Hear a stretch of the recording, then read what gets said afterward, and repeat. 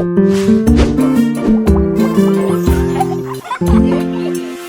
बहुत ही बीमार आदमी अस्पताल के एक ही कमरे में ज़ेरे इलाज थे।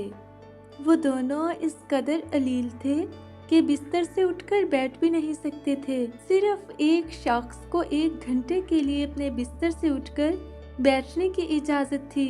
कमरे के वाहिद खिड़की के ऐन सामने था, जबकि दूसरा शख्स अपने बिस्तर से बिल्कुल भी उठ नहीं सकता था। वो दोनों एक दूसरे से जिंदगी के गुजरे लम्हात, अपने खानदान और मुलाजमत की बातें करते रहते और अपने एहसासात एक दूसरे से बांटते रहते। रोजाना जब दोपहर के बाद खिड़की के सामने वाले आदमी के उठकर बैठने का वक्त होता, तो वो इस 1 घंटे में अपने साथी को खिड़की के बाहर के तमाम मनाजर बताया करता था।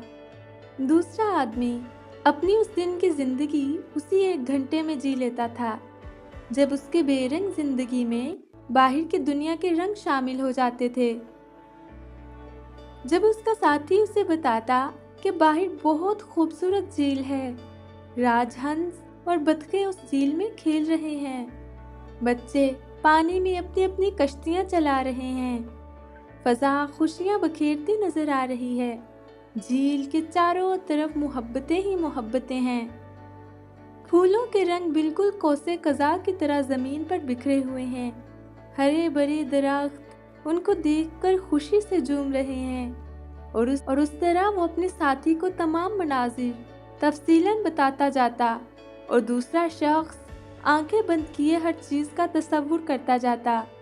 बंद आंखों से सब कुछ देख रहा था कि अचानक एक शैतानी ख्याल ने उसे भड़काया। उसके अंदर हसद ने सर उठाया और उसने सोचा कि सिर्फ यही शख्स तमाम मनाजिर क्यों देखे और उससे लुत्फ अंदोज हो। इन मनाजिर पर मेरा भी हक है। अगर मैं खिड़की के जानिब होता तो खुद इन तमाम मनाजिर से बराह रास्त लुत्फ अंदोज हो सकता था। ये ठीक नहीं है कि तमाम खुशी उसी को मिले। वक्त गुजरने के साथ साथ उसका हसद रफ्ता रफ्ता गुस्से में बदलने लगा। उसका दिल अपने साथी से मुतनफ़्फ़र होने लगा और वो सोचने लगा कि खिड़की वाली जानिब उसे होना चाहिए।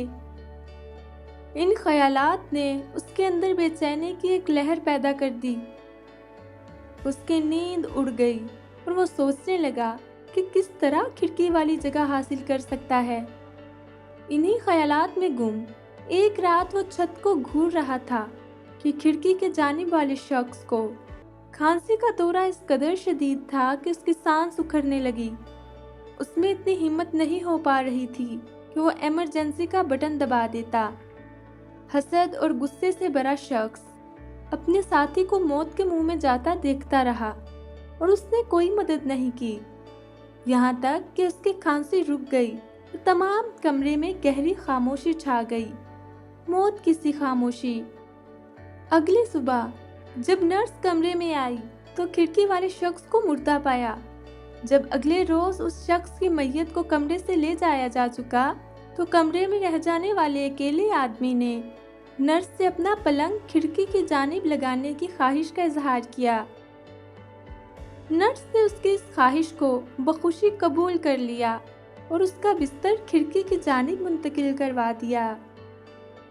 जब कमरा साफ सुथरा कर दिया गया तो वो अकेला शख्स बहुत खुश हुआ कि अब मैं तमाम मनाजिर को खुद से देख सकूंगा।